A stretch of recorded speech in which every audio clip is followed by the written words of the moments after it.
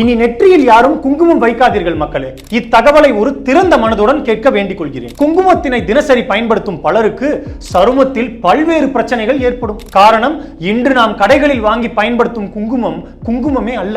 பல நிறுவனங்கள் தாங்கள் தயாரிக்கும் குங்குமம் நல்ல கண் கவரும் சிவப்பு நிறத்தில் காட்சியளிக்க ரெட் லெட் என்ற ஒரு கொடிய நச்சு பொருளினை சேர்க்கின்றனர். வெறும் 100 மைக்ரோகிராமிற்கு குறைவாக லெட்டினை சேர்த்தாலே அது ஆபத்து.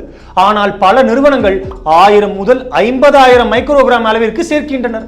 இந்த லெட் ஒரு பெர்சிஸ்டன்ட் டாக்சின் எனில் சருமத்தினுள் ஊடுருவி இரத்தத்தினை அடைந்து சிறிது சிறிதாக உடலில் சேர்ந்து பல பாதிப்புகளை ஏற்படுத்தும்.